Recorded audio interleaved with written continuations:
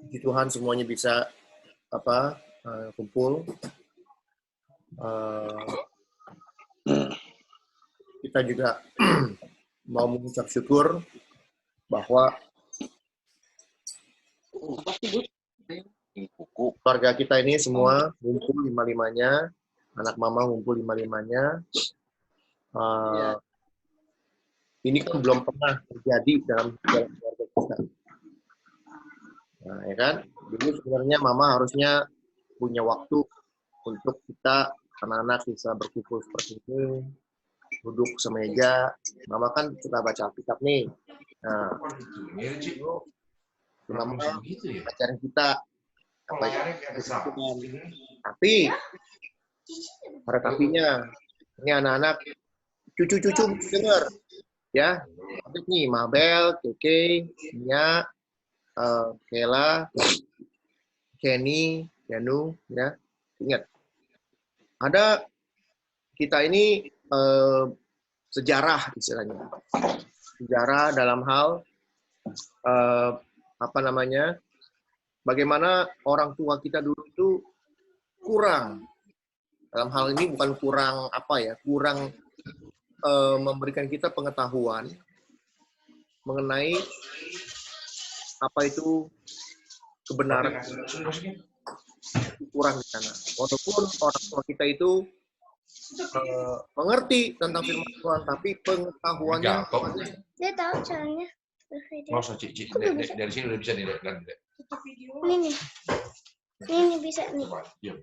Kelihatan. Udah diam deh. Jadi itu aja nih, hilangin.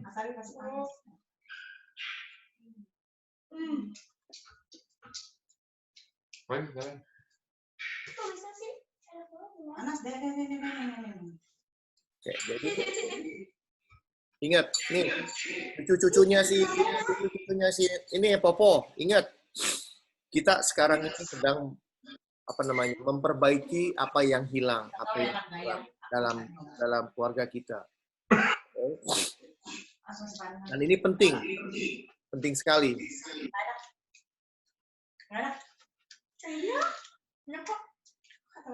Yang mana yung? Nggak kelihatan. Itu nyariin mana sih?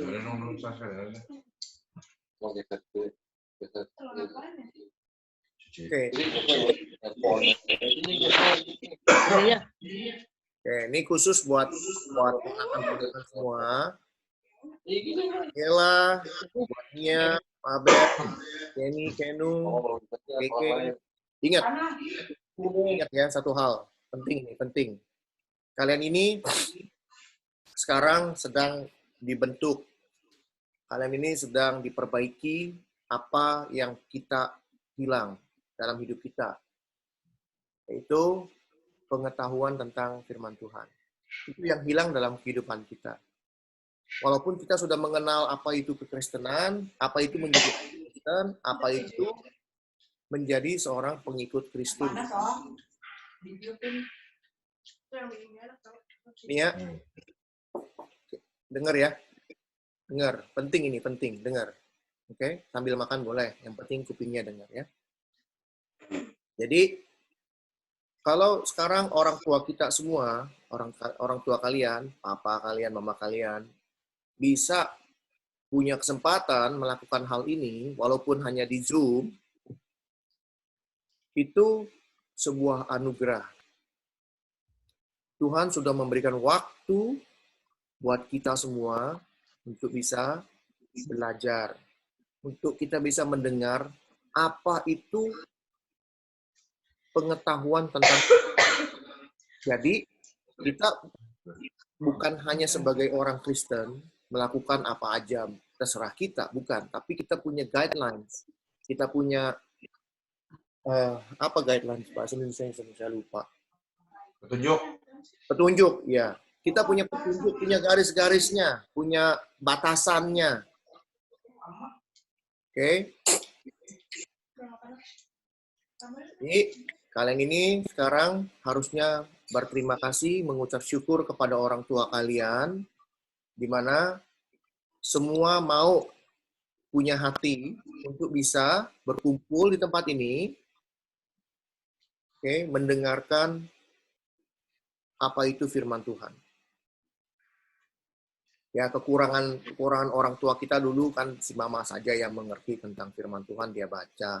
Tapi si papa kan dulu nggak baca firman Tuhan. Jadi kita nggak punya waktu untuk itu. Kedua, juga orang tua kita kan bekerja. Jadi waktunya habis untuk buat bekerja dari pagi sampai malam. Kita anak-anaknya dari mama ini, kita juga berterima kasih sama si mama sudah membesarkan kita semua. Nah, sekarang waktunya kita membalas apa yang kekurangan dalam keluarga kita, apa yang orang tua kita dulu tidak ada kesempatan, waktu untuk diberikan kepada kita. Nah, sekarang kita membalasnya kepada anak-anak kita. Kita mau membalasnya kepada cucu-cucunya si mama, sehingga dalam hal ini mama juga ada di sini, Popo ada di sini supaya Popo bisa melihat, mama bisa melihat bagaimana cucu-cucunya ini nanti berkembang menjadi manusia-manusia yang mengerti apa itu namanya firman Tuhan. Firman Tuhan ini tebal. Ini ya, firman Tuhan ini, Alkitab ini tebal banget. Tapi kalau kita baca, ini isinya sebenarnya seru. Isinya tuh benar-benar banyak hal yang bisa membuat kita lebih pintar sebenarnya. Alkitab ini semua ilmu pengetahuan apa aja ada. Nanti Budi sama saya pernah bicara bagaimana kalau kita bedah Alkitab itu dari Kejadian sampai Wahyu.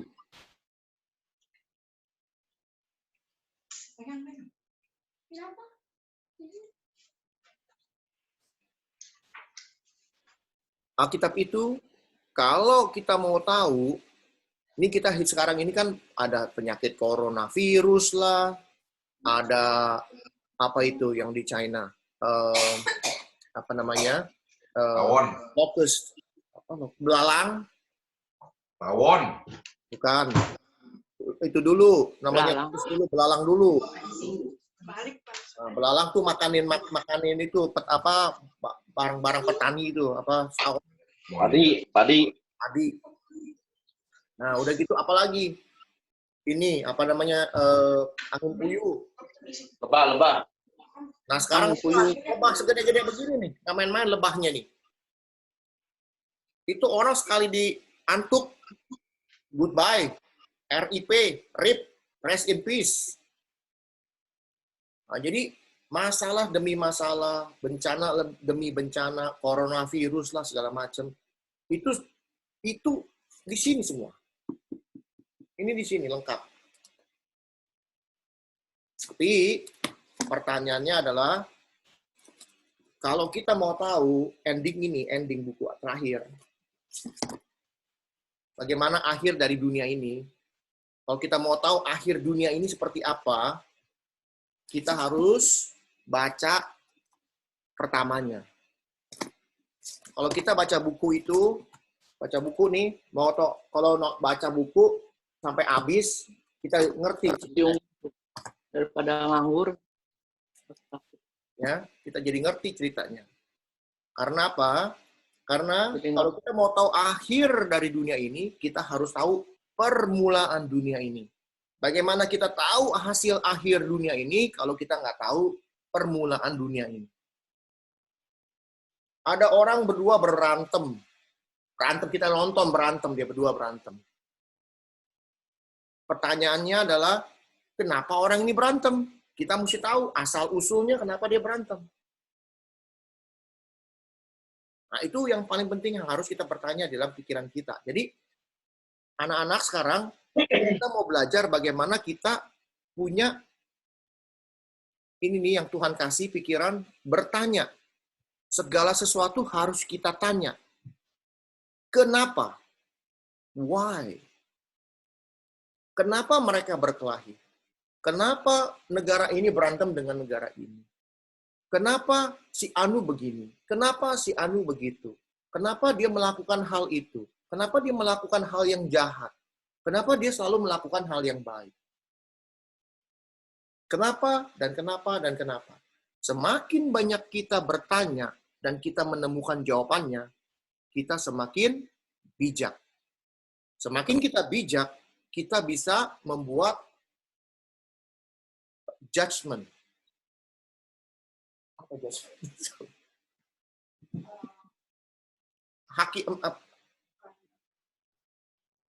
Apa bahasa Indonesianya judgment? Ayo coba kasih tahu saya siapa? Mabel. Judgment.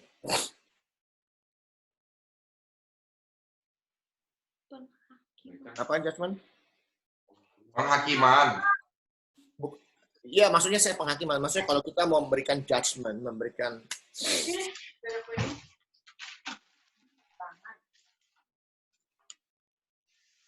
konklusi. Maksudnya memberikan, saya juga nggak tahu lah. Jadi gini, kalau kita mau memberikan statement bahwa oh orang ini begini, oh orang itu begitu, tapi kita nggak tahu asal usulnya, kita nggak bisa bilang orang itu begini, orang itu begitu. Tapi kalau kita tahu asal usulnya, kalau kita tahu asal usulnya, Menuduh. Ya, sebelum kita menuduh, membuat sebuah keputusan. Aduh. Kalau kita sudah membuat sebuah keputusan bahwa orang ini begini, orang itu begitu, tapi tanpa asal usulnya, kita membuat sebuah keputusan yang salah. Tapi kalau kita tahu keputusannya,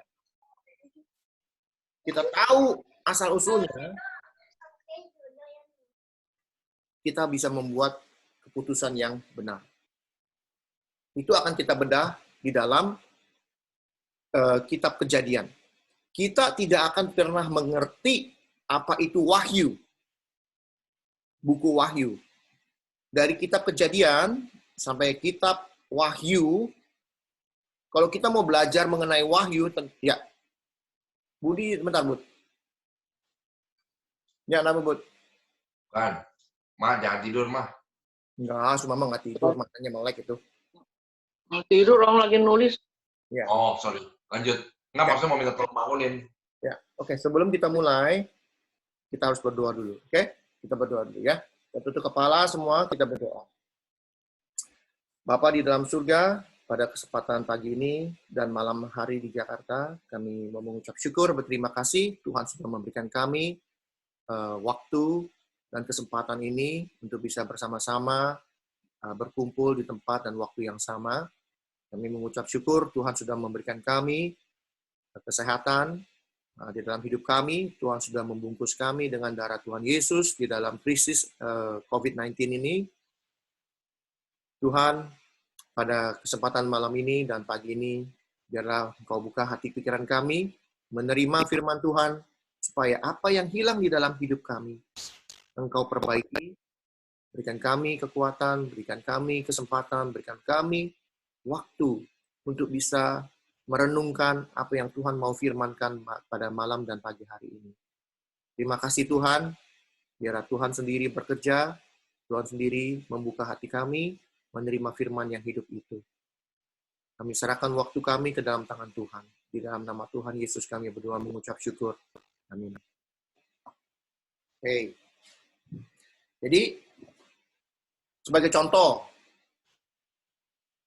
kalau kita baca kitab Kejadian 1, Kejadian 1 itu mengenai penciptaan. Ya. Nah, penciptaan itu penting. Kalau kita tahu tentang penciptaan, Kejadian 1 itu penciptaan, kalau kita tahu asal mulanya, bahasa aslinya itu adalah Genesis, bahasa Inggrisnya. Kalau bahasa Hebrew-nya, Barashit. Bahasa Ibrani-nya itu Bereshit, atau bahasa Inggris Genesis. Genesis itu artinya origin. Jadi kita kejadian itu artinya origin. Origin itu apa artinya? Asal usul. Kalau bahasa Indonesia kejadian, kita kejadian. Kejadian itu maksudnya apa? Kejadian, sesuatu yang terjadi. Dalam arti kata, banyak orang bilang bahwa, oh Alkitab itu dongeng. Oh Alkitab itu cuma buatan karangan orang saja. Tapi, kenapa Tuhan pilih kata-katanya, kalimatnya? Contoh kalau kita ngomong soal kejadian, kejadian itu sesuatu yang terjadi. Kalau sesuatu yang terjadi berarti sudah terjadi atau akan terjadi. Kalau yang sudah terjadi kita sebut sejarah. It's a history. Jadi banyak orang, para ilmuwan, para saintis, mereka berlomba-lomba untuk mengetahui asal-usul kita. Manusia ini dari mana? Mereka, wah coba begini, coba begitu, cari penemuan ini, penemuan gitu. Oh bermilion-milion years, berjuta-juta tahun yang lalu begini, berjuta-juta tahun yang lalu. Tapi jelas firman Tuhan mengatakan bahwa dari penciptaan sampai penulisan itu kira-kira waktunya 2.500 tahun. Yang nulis siapa? Kitab Kejadian, Keluaran, Bilangan, Imamat. Itu yang tulis 5 buku itu yang nulis Musa. Jadi kalau ada pertanyaan, 5 buku pertama Alkitab siapa yang tulis? Namanya Musa. Musa yang tulis. Oke, ditulisnya kapan? 2.500 tahun kemudian. Ya. Jadi itu Musa diberikan hikmat sama Tuhan untuk menulis apa itu kejadian. Tapi pada saat penciptaan dari 0 sampai manusia kan 6 hari. Nah 6 hari itu kita nggak bisa hitung berapa lama, kita nggak tahu. Tapi dari mula-mula manusia, dari mula-mula binatang, dari mula-mula tanaman, dari mula-mula tanah, bumi, segala macam, itu bisa dihitung dari penciptaan itu sampai penulisan 2.500 tahun. Itu sejarah. Kalau ada orang bilang dongeng, 1.500 tahun kemudian, Yesus lahir.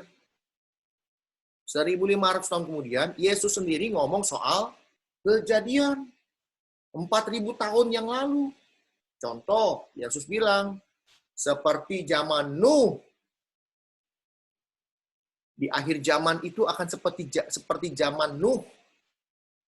Berarti kalau Yesus bicara mengenai apa itu Nuh, berarti dia tahu ada sejarah mengenai Nuh.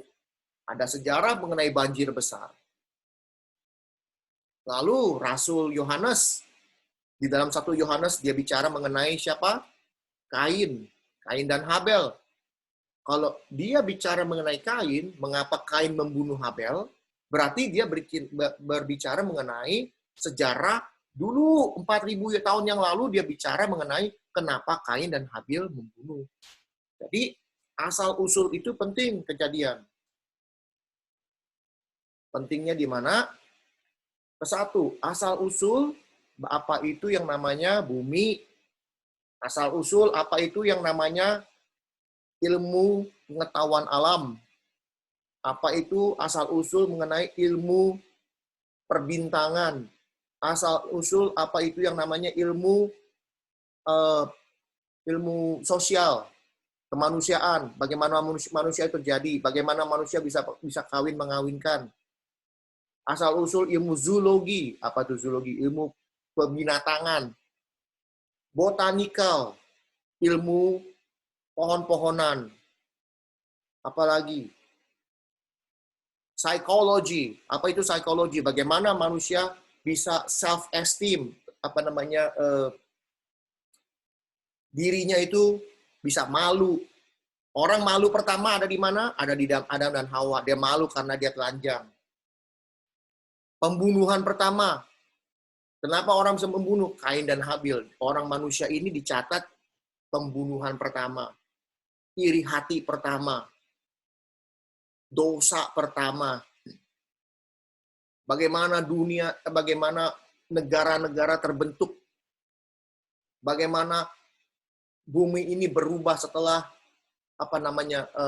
banjir besar Nuh. Itu asal usulnya semua ada. Nanti kalau kita baca lagi di Wahyu di terakhir, itu sama ceritanya, bedanya dunianya dunia baru.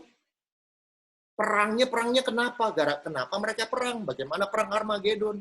Kalau mau tahu tentang ini, kita harus tahu dulu masalahnya apa di depan. Itu akan kita bahas suatu hari nanti. Oke? Jadi, anak-anak bisa mengerti bagaimana dunia ini terjadi. Lalu, bukan hanya itu saja, yang kita perlu ketahui bahwa Alkitab yang kita baca ini adalah Alkitab terjemahan bahasa Indonesia. Kita tunggu Mama ya. Mama kayaknya hilang. Oke. Kita mesti tahu bahwa kitab yang kita baca ini sekarang di Indonesia adalah kitab Perjanjian Baru bahasa Indonesia.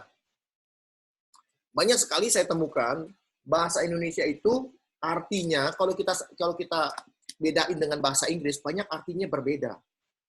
Jadi kita kemungkinan besar penterjemah bahasa Indonesia dulu mereka kekurangan arti. Jadi bahasa itu berkembang.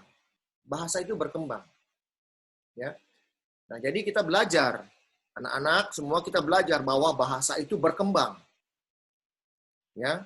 Jadi nggak selalu nongkrong di situ. Jadi kita harus tahu bahasa aslinya apa, kenapa ditulis seperti ini, artinya apa. Oke. Jadi kita mesti tahu dulu. Kalau kita sudah baca ini, jangan kita telan hidup-hidup. Nggak bisa kita telan. Kita harus pelajari, harus kita lihat, kita bongkar lagi bahasa Inggrisnya apa, bahasa Yunaninya apa, bahasa Ibraninya apa, supaya apa? Kita bisa melihat the biggest picture, bagaimana seluruh cerita itu terbentuk. Kalau ditanya sama orang, coba kasih tahu saya, mana firman Tuhan yang paling asli, yang paling sering nanya orang itu orang Islam. Orang Islam itu paling banyak menanya, mana firman Tuhan itu yang asli, yang mana? Jawabannya ada nggak? Nggak ada. Saya pernah bilang jawabannya tidak ada. Oh, bagaimana dengan itu scroll yang ditemukan di Laut Mati? Banyak begitu, satu rumah nggak selesai itu yang ditemukan tulisan-tulisan orang. Tuhan kita adalah Tuhan yang hidup. Tuhan kita mempunyai cara bagaimana firman Tuhan yang asli ini sampai hari ini ada. Caranya gampang. Nggak seperti orang lain. Tuhan kasih orang nulis. Semua orang disuruh nulis. Contoh, saya nulis, Andy nulis, Sansen nulis, Budi nulis, Yung nulis. Nulis tentang siapa? Tulis tentang si Mama. Kalau cuma saya saja yang tulis tentang si Mama, jadi satu buku ini tentang Ci Alan, judulnya Ci Alan buku gitu ya, yang punya saya doang. Ini buku asli, karena saya yang tulis, karena saya yang lihat, karena saya ini anak Mama. Saya tahu si Mama kayak apa.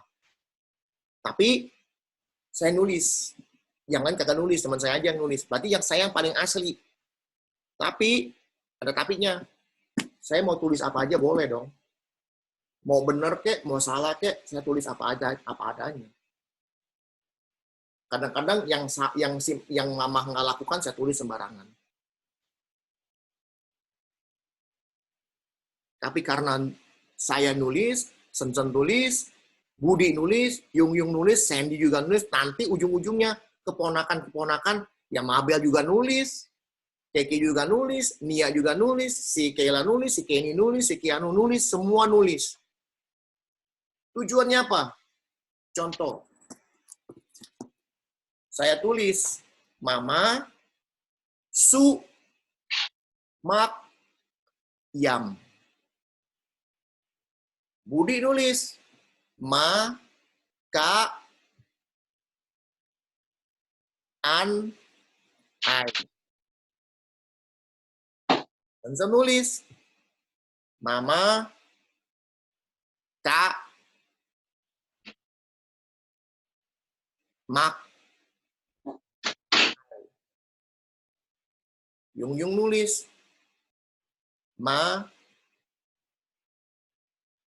Uka. Akan.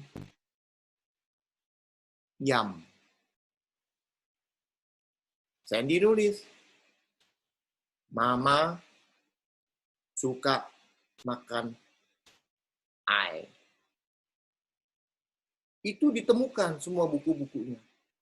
Orang lihat, ini orang nulis begini, ini orang nulis begini, ini orang nulis. Kalau digabung menjadi apa? Mama suka makan ayam. Itulah originalnya. Tidak ada satu orang pun yang bisa ganti. Tidak ada satu orang pun yang bisa mau kita tulis tentang si mama. Karena apa? Karena penulisan itu Tuhan kirim orang-orang untuk nulis. Nulis sesuatu yang terjadi, walaupun tulisannya itu nggak lengkap. Tapi ada orang yang melengkapinya. Sehingga firman Tuhan itu menjadi satu buku yang lengkap. Kalau ada orang bilang, ada misalnya, sorry to say, saudara-saudara kita seberang, mereka bilang, oh saya punya buku asli kita di Medina sana atau di mana. Kalau mereka bilang punya buku asli, ya sorry, saya nggak mau percaya. Karena apa? Orang bisa bikin sembarangan. Tapi kalau orang, macam-macam orang nulis, lalu digabung menjadi satu kesatuan, satu cerita yang benar, itulah yang paling asli. Jadi, kita sudah tahu apa itu latar belakang, apa itu yang namanya masa depan. Okay? Nah, sekarang bagaimana relasinya antara perjanjian lama dengan perjanjian baru? Okay, jadi kita ngerti dulu nih, bagaimana, kenapa kita harus belajar firman Tuhan. Karena semakin kita belajar ini, kita semakin pinter sebenarnya, bukan semakin tolol. Banyak sekali hal-hal di sini. Kita kalau baca Kejadian 1, 2, 3 aja, Kejadian 1, Kejadian 2, Kejadian 3, kalau kita baca itu 3, tentang penciptaan, tentang bagaimana manusia jatuh ke dalam dosa, itu kita bisa bahas setahun, nggak bisa habis. Kenapa? Karena itu semua nyambung. Kenapa saya bisa bilang nyambung? Alkitab itu seperti apa? Kalau kita misalnya keluar rumah, ada pohon gede. Di Amerika nih ada pohon yang umurnya 3.000 tahun. Gedenya nih, mungkin 50 orang nih pegangan tangan begini, pegangan kelilingin itu pohon. Itu ada di California, namanya Sequoia National Park. Pohonnya gede sekali itu pohon. Suatu hari nanti, saya kalau ada kesempatan ke sana, saya mau ke sana bikin foto, bikin gambar. Anak-anak nih, semua cucu-cucu bisa lihat pohon segede-gede, nggak tahu segede apa, gaban. Orang bilang segede gaban, itu benar-benar gede. Rumah si mama nggak artinya. Gede sekali itu pohon. Nah, pertanyaannya adalah, itu pohon segede gitu, dulunya segede apa? Segede gini. Kecil. Itulah Alkitab. Alkitab itu seperti itu. Kejadian. Dari seed. Biji. Dari biji berkembang menjadi sebuah pohon besar dan ada daun, ada akar, ada macam-macam, ada branch. Itu semuanya terjadi di Wahyu. Jadi Alkitab itu benar-benar sebuah cerita dari sebuah biji menjadi pohon yang besar. Itulah firman Tuhan, itulah Alkitab. Oke, kalau kita mau tahu akhirnya dari Alkitab itu apa, kita harus tahu dulu asal-muasalnya itu apa. Oke. Nah, sekarang kita akan belajar. Hari ini kita mau belajar. Ini udah waktu 30 menit pembukaan. Karena hari ini kita mau belajar. Belajar apa hari ini? Hari ini kita mau belajar. Semua orang nih yang ada di sini, semua nih kita nih yang ada di sini,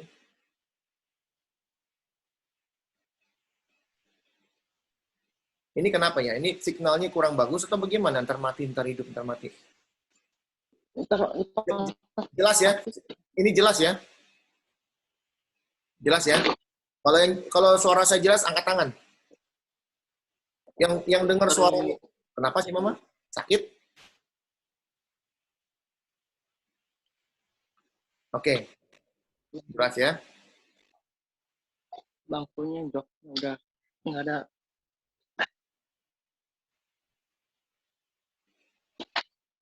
Oke. Jadi gini. Kamera kita nih, kita kalau lagi zoom, kamera kita kalau ada pergerakan, dia tuh sensitif. Pada saat dia kalau diem terus, jadi internetnya bagus jalannya. Tapi kalau ada sesuatu yang bergerak, dia begini. Nah, itu mengganggu dia punya internet. Jadi kalau kita diam, pergerakannya nggak macam-macam, dia akan nyambung seperti ini terus. Oke? Dengar semua ya. Kalau yang dengar angkat tangan ya, udah. Dengar. Mama dengar nggak, Ma?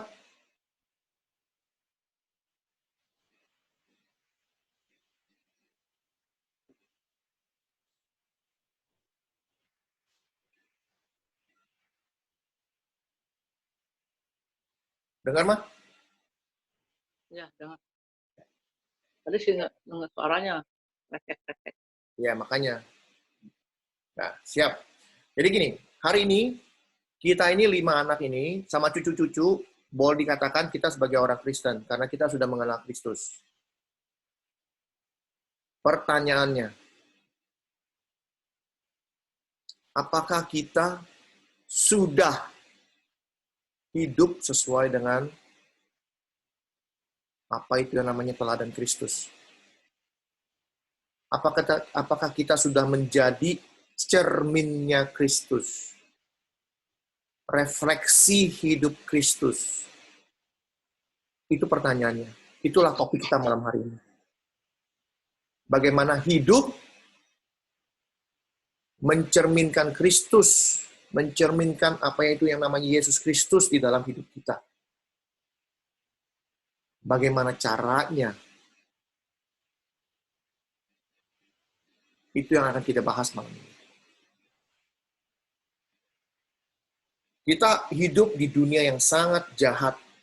Kita hidup di dunia yang kacau. Kita hidup di dunia yang sangat menghimpit kita sebagai anak-anak Tuhan. Kadangkala, dengan himpitan-himpitan ini, kita anak-anak Tuhan dipaksa, sangat-sangat dipaksa untuk melakukan hal-hal yang jahat. Kita dipaksa untuk melakukan apa yang tidak baik, yang tidak sesuai dengan kehendak Tuhan. Dan itu kita rasakan sekarang. Kenapa? Kita semakin dihimpit. Sekolah nggak boleh berdoa, sekolah nggak boleh bawa Alkitab, sekolah nggak pakai kaos Tuhan Yesus saja nggak boleh. Di Amerika loh, nggak boleh.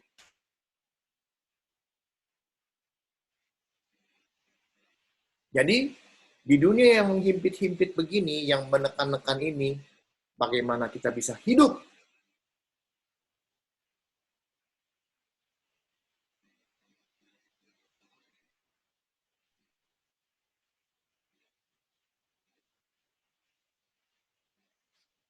Ma dengar, Ma?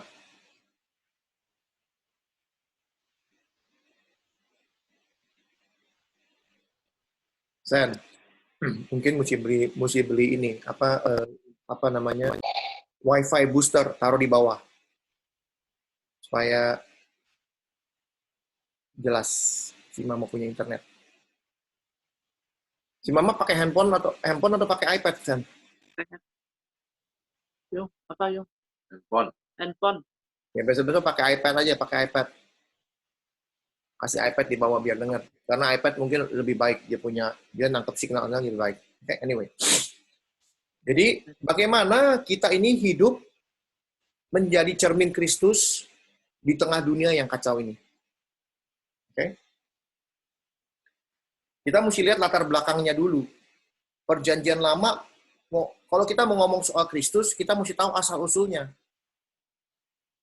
Yesus Kristus itu sudah dibicarakan Ribuan tahun sebelum dia lahir. Dikasih tahu sifat-sifatnya ribuan tahun sebelum lahir. Contoh di Yesaya pasal 58 ayat 8 sampai 12. Yesaya 58 ayat 8 sampai 12. Saya akan bacakan, oke? Ya cepat. Pada waktu itulah terangmu akan merekah seperti fajar, dan lukamu akan pulih dengan segera.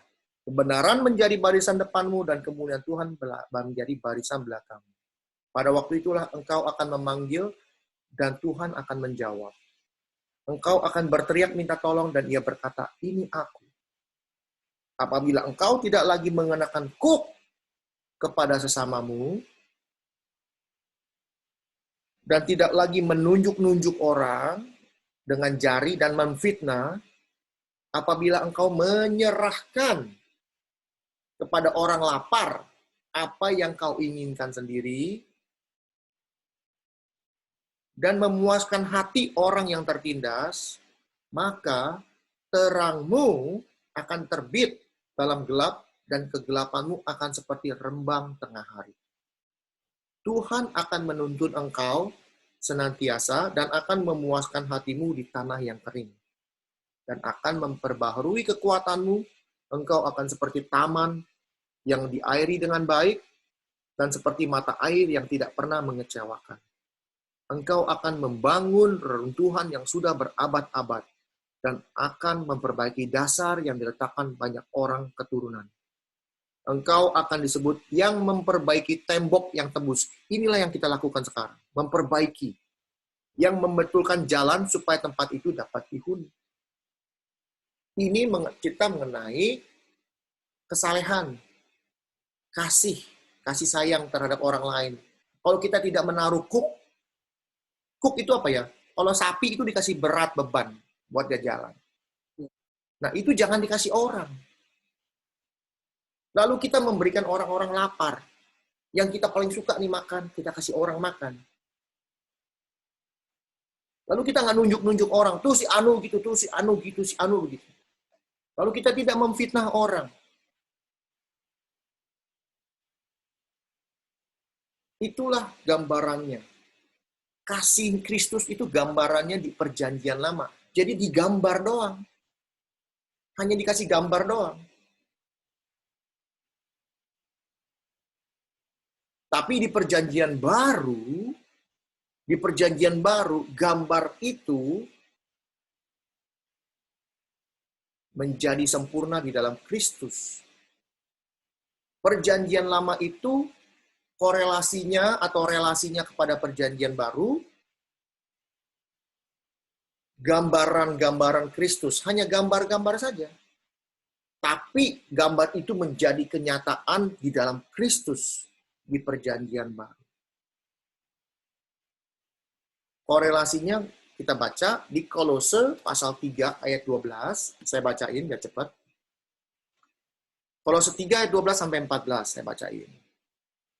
Karena itu, sebagai orang-orang pilihan Allah, kita ini sudah dipilih Tuhan, yang dikuduskan dan dikasihinya.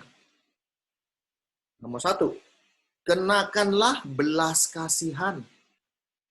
Nomor 2, kemurahan. Nomor 3, kerendahan hati.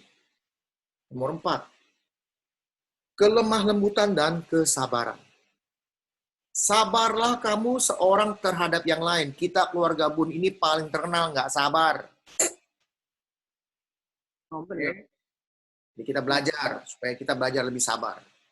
Oke. Sabarlah kamu seorang terhadap yang lain, dan ampunilah seorang akan yang lain apabila yang seorang menaruh dendam terhadap yang lain, sama seperti Tuhan telah mengampuni kamu, kamu perbuat jugalah demikian. Dan di atas semuanya itu, kenakanlah kasih sebagai pengikat yang mempersatukan dan menyempurnakan. Jelas.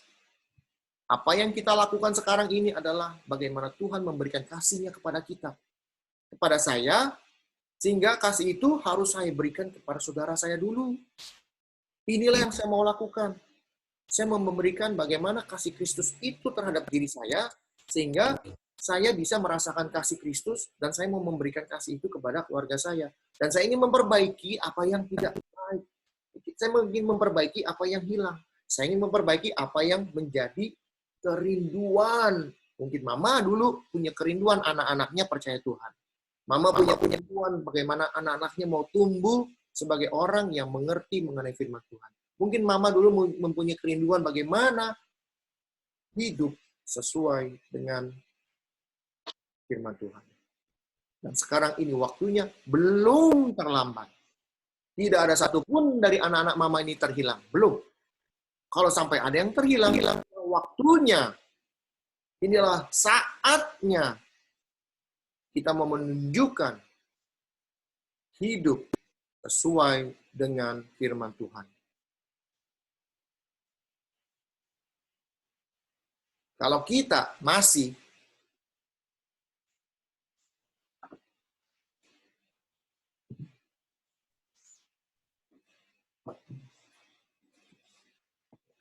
masih melakukan hal-hal yang tidak baik dalam hidup kita, inilah waktunya. Inilah saatnya kita harus berubah. Inilah saatnya kita semua ini harus merubah hidup kita. Menjadi terang buat siapa? Nomor 1, buat keluarga kita dulu. Buat anak-anak kita dulu. Buat istri kita dulu. Kalau kita sudah berubah hidupnya dan anak-anak kita melihat perubahan itu, mereka semua akan berubah. Karena apa? Itu otomatis. Kebaikan itu sifatnya contagious. Menular. Kejahatan itu sifatnya contagious. Menular. Apabila kita melakukan segala yang jahat, itu menular. Ke mana? Ke bawah. Kalau kita melakukan apa yang baik sesuai dengan kehendak Tuhan, itu juga menular ke mana? Ke bawah. Anak-anak kita, saudara-saudara kita, teman-teman kita, teman kantor, segala macam. Mereka akan melihat perubahan. Jangan merasa malu kalau kita berubah dalam hidup kita. Jangan pernah merasa kecewa kalau kita dimusuhi orang. Jangan merasa kaget kalau orang meninggalkan kita karena kita hidup sesuai dengan firman Tuhan. Karena apa? Karena itu yang ditulis firman Tuhan. Kalau kita ditinggal sama teman-teman baik kita karena kita mengenal Tuhan. Kalau kita dikecewakan sama orang-orang lain karena kita mengenal firman Tuhan, jangan takut. Kenapa? Firman Tuhan jelas. Kita punya reward di atas. Kita punya hadiah di atas. Tuhan yang melihat. Manusia hanya bisa menyakiti kita doang, badan kita. Tapi nggak bisa menyakiti hati. Apa yang namanya roh kita. Okay? Jadi perjanjian lama itu menggambarkan siapa itu Kristus. Perjanjian baru, Kristus itu yang digambarkan menjadi manusia. Itu korelasinya. Relasinya. Okay? Pertanyaannya adalah, bagaimana? Kalau kita bicara mengenai bagaimana, udah, apa yang di kepala kita kalau ngomong bagaimana? Cari jalan. Cari solusi. Bagaimana hidup sesuai dengan kehendak Tuhan. Bagaimana kita menjadi cermin.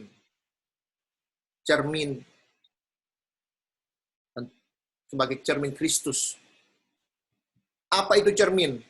Ada cerita seperti ini. Suami istri naik mobil. Mau pergi kondangan.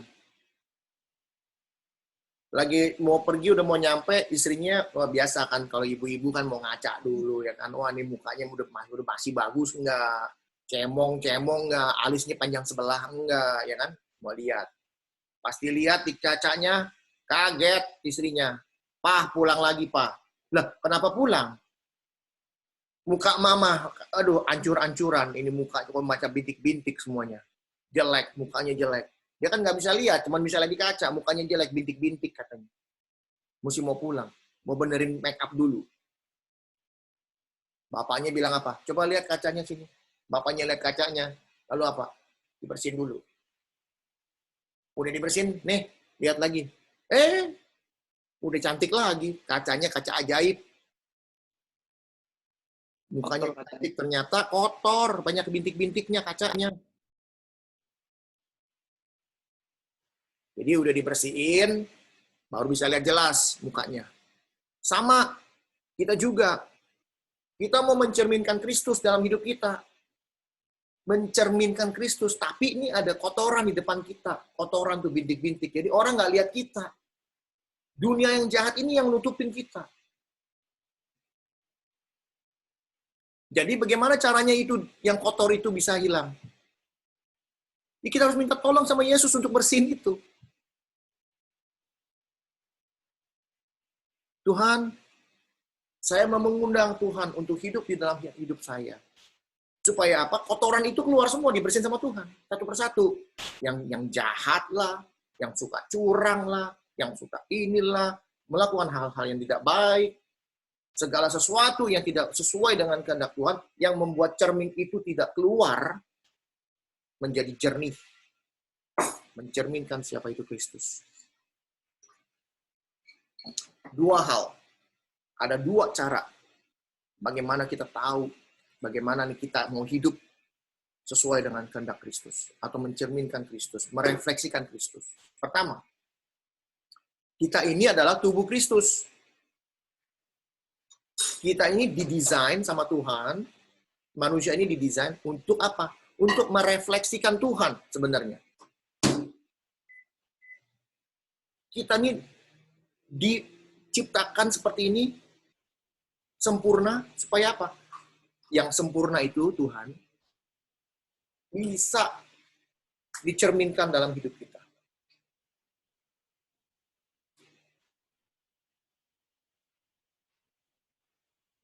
Kita ini bagian dari tubuh Kristus.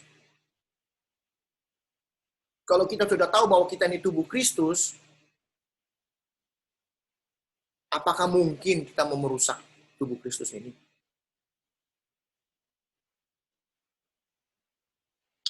Kita kembali lagi dalam Kejadian. Ingat bagaimana Tuhan menciptakan Adam dan Hawa? Pada saat mereka diciptakan, mereka berdua itu telanjang. Betul? Mereka telanjang, tapi Alkitab jelas mengatakan bahwa walaupun mereka telanjang, tapi mereka tidak malu. Kenapa? Harus ditanya lagi. Kita harus banyak bertanya. Kenapa dia nggak malu? Telanjang tapi kok nggak malu? Kalau ada orang telanjang, nggak malu jalan-jalan, ada yang nggak benar di sini. Gitu ya. Jadi kita lihat kan di pinggir jalan si Honda dulu di Senen, namanya si Honda, ya kan? Suka telanjang jalan-jalan, gila. Ini gila karena dia gila. Nah, pada saat dikatakan kenapa nggak malu, kalau kita baca lagi firman Tuhan, di dalam Mazmur 114, dikatakan apa? Tuhan itu pakai pakaian. Tuhan pakai pakaian. Pakaiannya apa? Pakaian kemuliaan. Kalau ngomong kemuliaan itu adalah terang. Lights. Kalau bahasa Inggrisnya, the garment of lights. Jadi pada saat manusia diciptakan sama Tuhan, kemuliaan Tuhan itu ada di dalam hidup manusia itu. Pertama, si Adam dan Hawa itu ada kemuliaan Tuhan. Ada terang Tuhan sehingga dia tidak melihat bahwa dia itu telanjang. Karena kemuliaan Tuhan itu menutupi dia. Itu akan kita bahas nanti minggu depan. Atau kalau mau belajar, soalnya besok Budi mau belajar pagi malam besok Budi ya. Senin Budi ya. Kita akan bahas Kejadian. Soal ini. Seru. Baca Alkitab itu seru. Kalau kita tahu itu seru sekali. Jadi tubuh kemuliaan itu harus kita minta sama Tuhan. Tuhan, saya mau minta tubuh yang Tuhan ciptakan itu dulu. Saya mau yang dulu itu datang kepada kita, sehingga kemuliaan Tuhan itu ada dalam hidup kita. Oke? Sehingga, kalau kita kemana-mana, kalau kita kemana aja, apa yang kita lakukan, apa yang kita katakan, apa yang kita pikirkan, orang akan melihat bukan kita lagi. Orang akan melihat, oh itu bukan Pak Budi. Oh itu bukan si Grace. Oh itu bukan Sandy. Oh itu bukan si Glenn. Oh itu bukan si Kenny. Oh itu bukan si Kurnia. Bukan, mereka itu lain. Ini orang beda. Yang saya tahu dulu si Hendrik ini benar-benar bejat hidupnya. Yang saya tahu ini dulu si Budi ini benar-benar tukang begini, tukang begitu, tukang marah segala macam. Yang saya tahu mungkin si Yung dulu begini, begini. Sekarang lain. Orang lihat cerminnya bersih. Wah, beda. Hidupnya beda. Tanpa harus ngomong cuap-cuap tentang Kristus, cuap-cuap tentang Kristen, cuap-cuap tentang begini, cuap-cuap tentang begitu. Tapi tidak ada cerminnya. Telur bebek. Kalau kita sudah bisa mencerminkan itu, kemanapun kita pergi, itu kita ada trailnya. Apa itu trail? Ada bekasnya. Bekasnya itu apa? Kemuliaan Tuhan. Kemuliaan Tuhan itu melingkupi seluruh orang. Orang mendapat berkat dari kita. Orang akan melihat kita itu bukan kita lagi. Kita udah nggak ada masa malu lagi. Kita mau melakukan apa saja yang Tuhan kehendaki, kita sudah tidak malu. Kenapa? Karena kemuliaan Tuhan sudah ada di kita. Orang-orang berdosa di sekeliling kita. Yesus itu dikelilingin sama orang-orang berdosa. Kenapa? Karena ada kemuliaan Tuhan.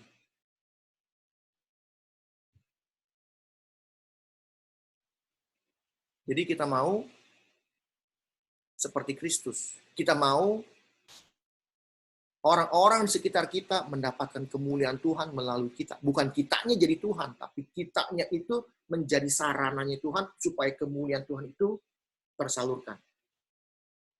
Nomor satu, kita adalah tubuh Kristus. Ingat.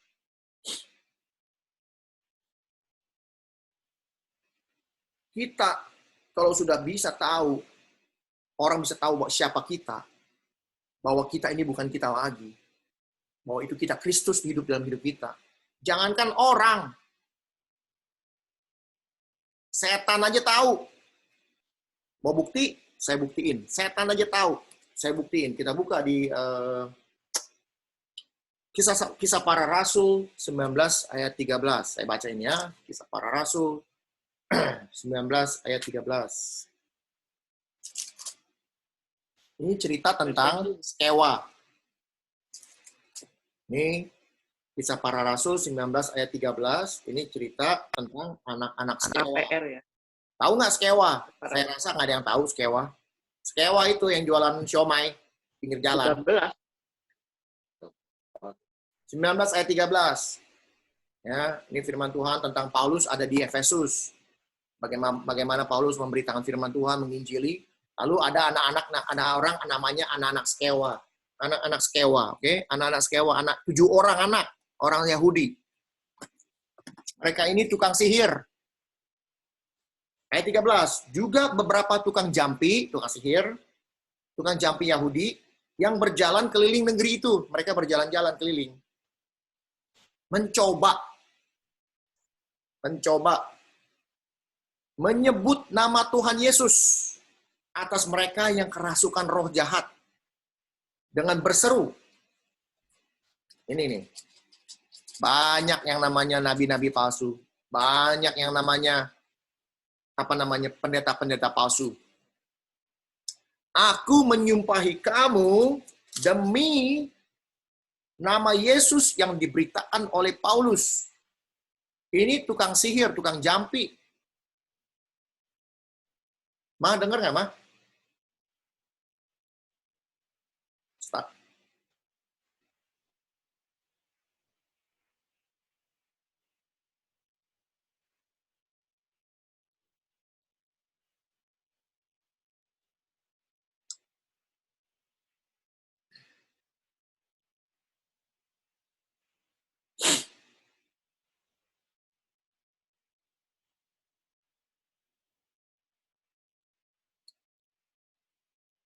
Kita tunggu ya.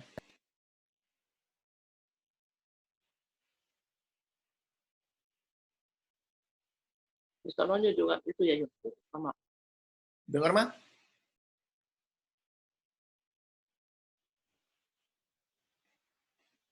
Halo?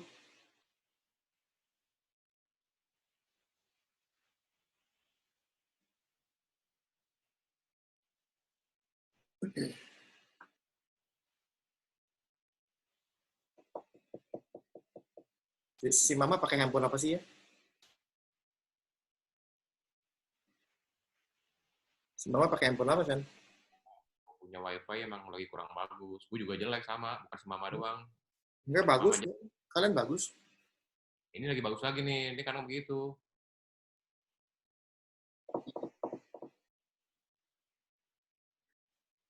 Yong? Yung, saya. Iya, bagus. Dengar ya. Oke, siap. Dengar ya.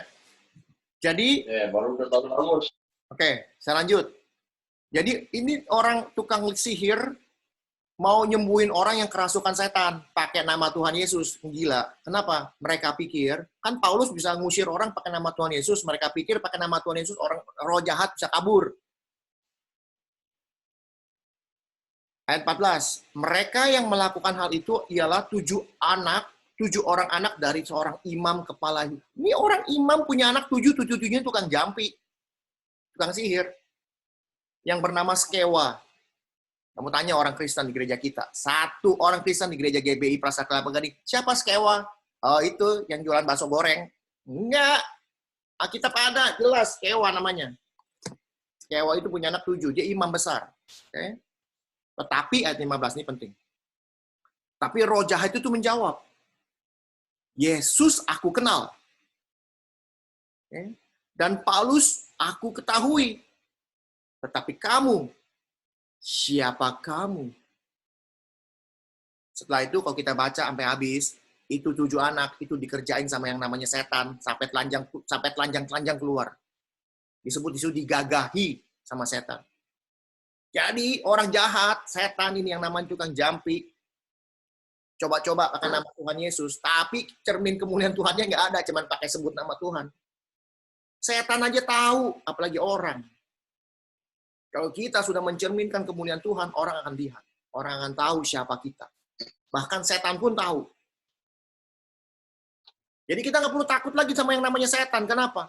Ada Tuhan. Yesus sama setan kagak ada kompromi. Ngomong juga enggak. Yesus waktu dicobain sama si setan di padang gurun, dia cuma bilang, ada firman Tuhan. Ada firman Tuhan. Ada firman Tuhan. Jadi kalau ada ketemu setan, rambut panjang, kayak gimana, seserem apapun, mau seremnya kayak apapun, firman Tuhan mengatakan ini. Firman Tuhan mengatakan itu. Udah dia pergi. Kenapa? Karena Yesus melakukan hal itu. Nggak perlu kita panggil tukang jampi. Nggak perlu kita panggil yang namanya orang pinter. Nggak perlu kita panggil yang namanya tukang apa itu, orang disembur-sembur. Muka orang disembur pakai air. Aduh, mulutnya udah bau, disembur lagi.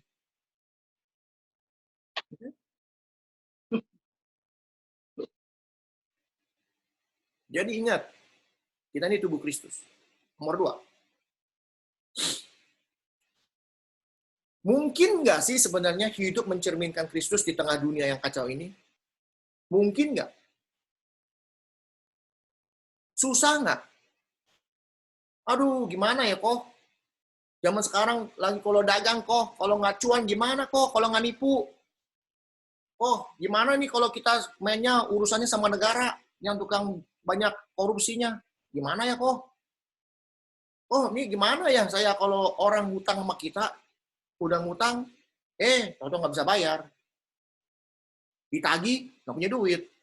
Gimana? Mungkin pertanyaannya kita balik ke kita. Kalau orang itu nggak bayar hutang, kita mati nggak?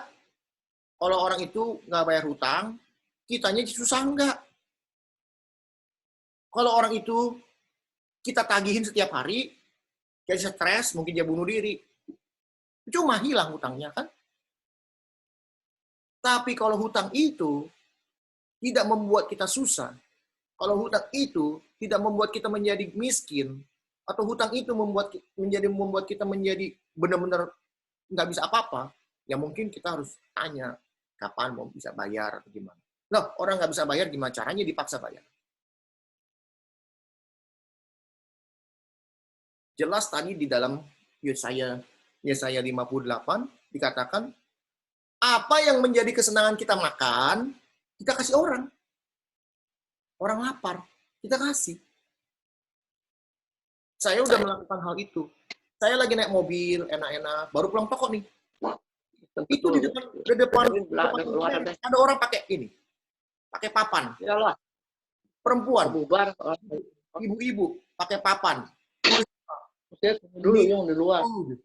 Belum masih nempel udah ini. Butuh makan. Jam 12 malam di pinggir jalan, di pinggir apa itu namanya lampu merah, pakai papan tulis saya butuh makan. Saya lagi naik mobil itu bisa berhenti tiba-tiba minggir, nyamperin loh. Saya tanya, "Ibu butuh apa?" "Saya butuh makan." "Ini, saya ada uang." Uang kerja saya loh. Saya kasih. Karena lagi butuh makan. Karena apa? Saya tahu besok saya bisa dapat lagi, nggak bikin saya mati, nggak bikin saya susah itu duit. Sekali? Enggak. 2 kali? Enggak. Berkali-kali. Orang yang sama saya kasih bisa 4-5 kali.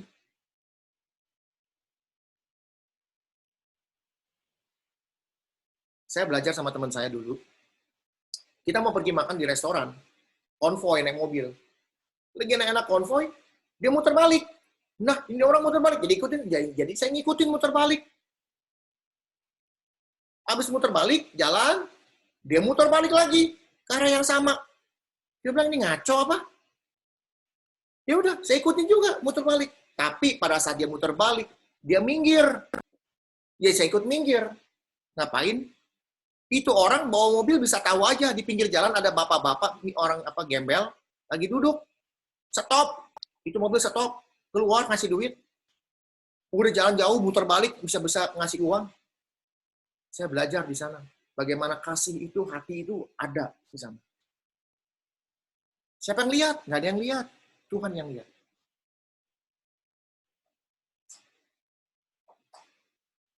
Jadi, kalau bilang mungkin nggak? Sangat mungkin. Susah nggak? Mau dibilang susah? Dari dulu juga susah. Dari dulu nih, dari zaman dahulu, nih kita ngomong nih ya, 4.000 tahun yang lalu, 4.000 tahun yang lalu, ada orang namanya siapa? Yusuf. Coba yang tahu cerita Yusuf angkat tangan. Yang tahu cerita tentang Yusuf angkat tangan. Yusuf, Mabel tahu tentang Yusuf? Yusuf yang di Mesir? Nia tahu tentang Yusuf? Angkat tangan Nia kalau tahu. Nggak tahu. Oke. Yusuf itu adalah anak dari Yakub, 12 anak tuh, 12 anak. Si Yusufnya itu yang paling disayang. Dia itu difitnah sama saudara-saudaranya. Karena dia paling disayang. Dia difitnah sama saudara sampai apa? Sampai dijual. Gila, itu koko adek ngejual adek sendiri loh. Kejadian nggak tahun ini? Banyak nggak saudara-saudara ngejual saudara sendiri? Banyak nggak saudara-saudara yang bikin saudaranya susah sendiri? Koko-kokonya atau adik-adiknya bikin kokonya susah, atau kokonya bikin adiknya susah? Banyak nggak zaman sekarang? Banyak. Itu sudah terjadi 4.000 tahun yang lalu. Yusuf dijual. Jadi apa? Jadi budak. Banyak nggak kita dengar tentang budak, perbudakan? Banyak. Contohnya kita punya pembantu. Budak itu.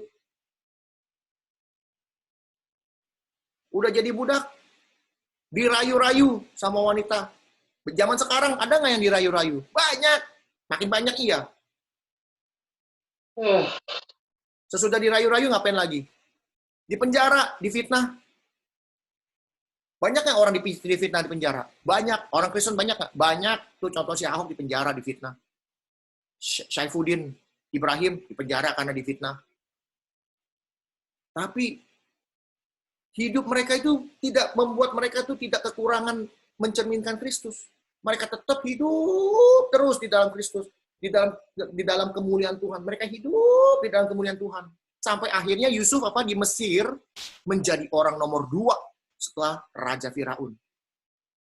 Orang nomor 2 loh di Raja Firaun yang negaranya itu tidak mengenal Tuhan sama sekali.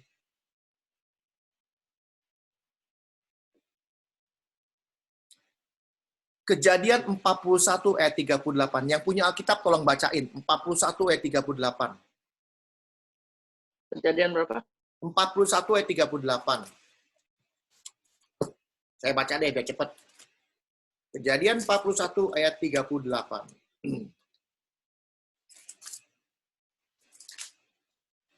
Oke. Saya baca ya, 41 ayat 38. Lalu berkatalah Firaun kepada para pegawainya. Ini penting, lihat, anak-anak dengar, penting nih. Lalu kata Firaun kepada pegawainya, mungkinkah, maksudnya mungkin nggak sih, artinya kalau bahasa sekarang, mungkin nggak sih kita mendapat orang seperti ini, Yusuf, seorang yang penuh dengan Roh Kudus.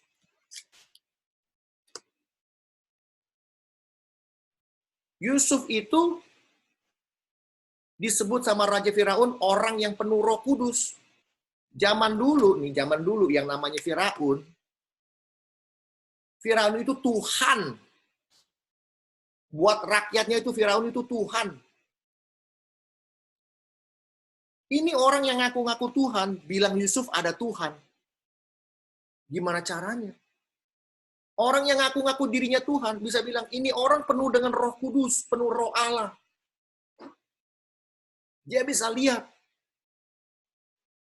Itulah yang harus kita lakukan. Jadi, kalau dibilang susah, ada yang lebih susah dari kita dulu. Tapi mereka tetap lakukan. Contoh lain. Daniel.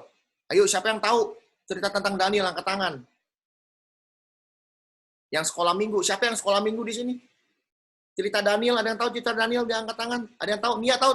Oke, angkat tangan. Coba Nia, kasih tahu cerita Daniel kayak apa. Coba Nia.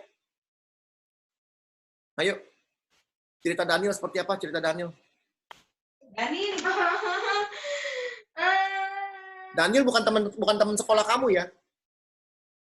Gak ada. Oh, nggak ada. Daniel tukang bakso ada nggak? Nggak ada kan? Tukang oncom. Tukang bakso. Tukang oncom nggak ada. Daniel namanya. Ya udah. Coba cerita Daniel. Kasih tahu kayak apa cerita Daniel. Daniel yang macam itu kan? Yang apa? Yang baca. Hah? Yang dia dimasukin ke kandang singa. Iya, betul. Jadi, kalau yang nggak tahu cerita Daniel, hah? Kalau yang nggak tahu cerita Daniel, baca lagi di Kejadian. Oke, lengkap. Ada di buku Daniel. Bukunya namanya buku Daniel. Nih ada buku Daniel. Tuh baca si Daniel. Oke. Sama si Daniel. Daniel itu hidup pada zaman pembuangan Babylon. Nah ini sejarah. Itu ditulis sejarah lengkap tentang bagaimana sejarah Babylon mengambil Israel. Ya, kejadian. Oke, pertama Babylon, kedua Syria, Persia, begitu Greek, apa itu Yunani, lalu bangsa Romawi. Jadi ini Israel ini benar-benar udah diambil macam-macam sama negara-negara itu. Itu sejarah. Oke, nggak bisa dipungkiri itu sejarah.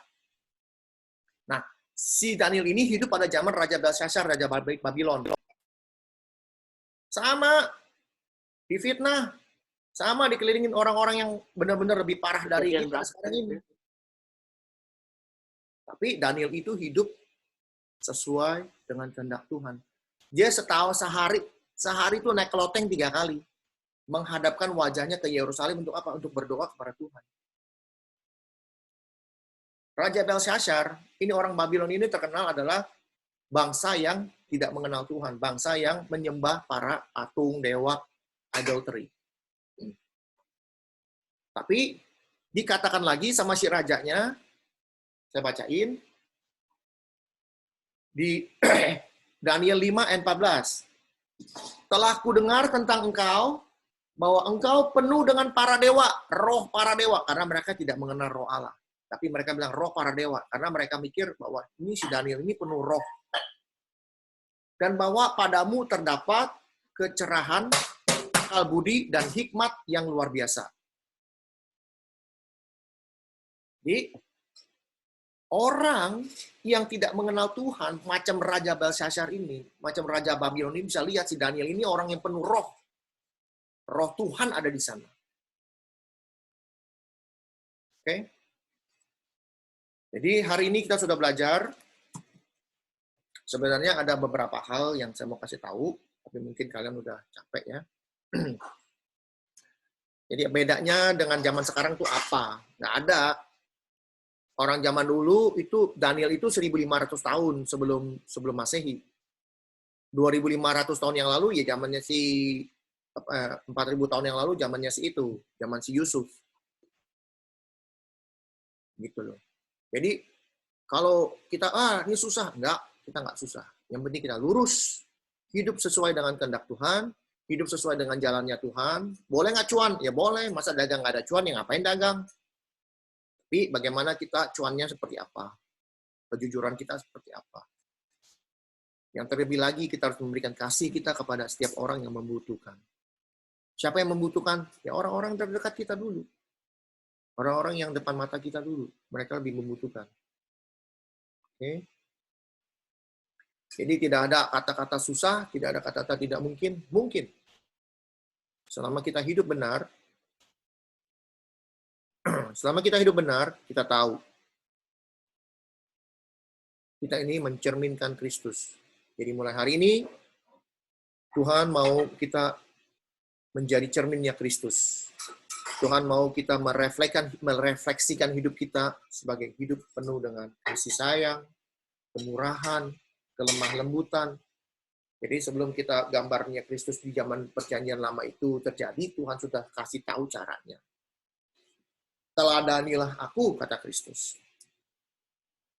Sehingga sekali lagi saya sering mengatakan, genaplah firman Tuhan yang mengatakan, bukan aku lagi, bukan Hendrik lagi, bukan Budi lagi, bukan Sandy lagi, bukan Yung Yung lagi, bukan Sensen lagi, tapi Kristus yang hidup di dalam aku. Oke? Jadi jelas, hari ini kita sudah belajar banyak, dan kita mau belajar lebih banyak lagi. Supaya apa? Supaya hal yang hilang 50 tahun yang lalu, saya ada 50, hal yang hilang di dalam keluarga kita, yaitu bagaimana nih anak-anak, cucu-cucu mama ini, belajar dari sekarang. Belajar firman Tuhan, baca firman Tuhan, walaupun cuma hanya 1 ayat, 2 ayat, dipikirin terus ayat itu. Ayat itu dihayatin. Kenapa ya ngomong begini? Apa ini maksudnya? Kalau nggak ngerti, buka Google. Apa arti ini? Apa nih? Bahasa aslinya apa? Bahasa Inggrisnya apa?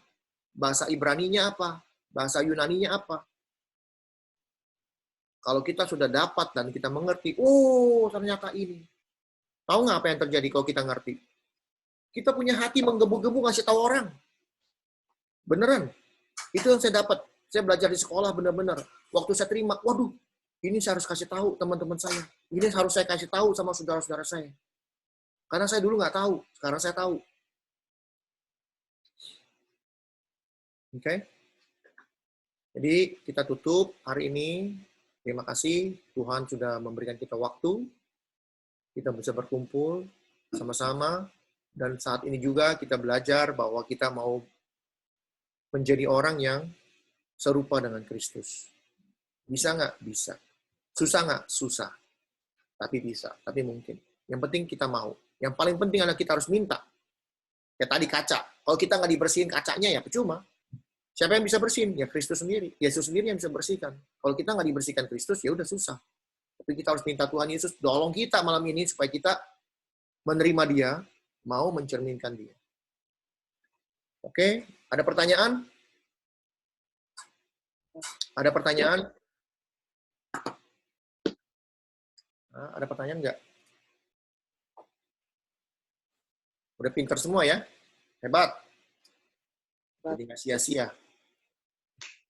Biasa kalau sekolah itu kan, kalau ditanya sama guru, nah ini satu penyakit orang Indonesia, kalau ditanya guru, diem semua. Kalau orang Amerika ditanya guru, semuanya begini nih, mau jawab. Walaupun salah, mau jawab. mau tanya. Kita malu-malu. Banyak malunya. Saya di kelas, nomor 1, nanya melulu. Sampai-sampai kita argumen sama profesor kita. Kenapa begini, Prof? Kenapa begini? Saya tanya bisa-bisan, sampai saya ngerti. Sampai profesornya bilang begini, ada lagi yang mau tanya selain si Hendrik? Jangan si Hendrik mulu. Bosen dia juga dengerin saya nanya. Gitu. Semakin saya banyak nanya, semakin saya tahu. Pokoknya ilmunya dia saya serap habis-habisnya. Oke? Kalau ada juga gitu. Iya. Jadi kurangin yang namanya main game. Daripada main game, sebelum main game baca firman dulu. Baru main game. Tuh, sama yang ngomong. Jadi itu nggak Iya, kayak gitu. gitu bisa. Nggak usah gituin orang. Itu kesadaran sendiri ya. Oke? Jadi kita mau belajar ya supaya kita bisa berkembang. Jangan melulu hidup seperti ini. Jangan melulu hidup kayaknya melek mata, kerja, pulang tidur. Melek mata, kerja, makan, tidur. Kerja, makan, tidur. Nggak jadi babi udah bagus. Jadi babi. Ya kan? Kita harus ada sesuatu yang berubah. Kita harus ada sesuatu yang beda dalam hidup kita. Bosen hidup kayak begini. Nggak ada perubahannya. Gitu melulu. Kalau kita berubah dan orang lain melihat kita berubah, wah luar biasa. Wah ini orang berubah. Wah ini orang beda. Dulu nggak kayak gini. Contohnya misalnya udah Michaela tuh, kelotokan. Ya kan? Kayak cacing kepanasan. Ya kan? Nanti tiba-tiba dia diem, rapi, nggak ngapa-ngapain. Kayak sini tuh di belakang, diem aja. Kalau udah tidur, apa gimana? Kita nggak tahu tuh tapak lu. Udah tidur belum ya? Belum, masih kayak apa? Kan ada orang begini, diem gitu kan. Nggak taunya matanya digambar. Ada gambarnya, padahal udah tidur. Kayak Chosinche. Kayak si Yung tuh. Kita udah nggak tahu dia tidur apa belum gitu. Tidur kaki diangkat lagi. Kalau Yung seperti tidur dia. Seperti beri awan-awan. Dia belum tidur tapi seperti tidur. Seperti itu. Bahasa Indonesia mesti begitu, seperti tidur. Kalau si Keke sih udah pindah alamat dia udah. Udah nggak tahu di mana dia. Tidur STK ya? Tidur udah. Capek. Tidaknya doang Dia terpulang. tidur udah didongengin noh. Tapi dia bang rajin pagi sore jalan dia tuh. Ya, bagus. Siapa ya? STK. Kita berdoa dulu ya. Sampai kali itu. Sebelum kita ngobrol-ngobrol, kita berdoa dulu ya. Tutup mata, kita berdoa sama Tuhan ya. Bapa di dalam surga, kami mengucap syukur, berterima kasih. Tuhan sudah memimpin kami. Waktu yang Tuhan sudah berikan mengenai firman Tuhan. Terima kasih Tuhan, malam ini dan pagi ini Tuhan sudah bicara kepada kami. Tuhan mengundang kami, bukan kami mengundang Tuhan. Sebenarnya Tuhan yang mengundang kami. Tuhan mengetuk pintu hati kami. Artinya Tuhan mengundang kami. Supaya kami bisa menerima Tuhan. Apa yang Tuhan inginkan dalam hidup kami, bersihkanlah cermin kami. Supaya cermin itu menjadi cermin yang indah.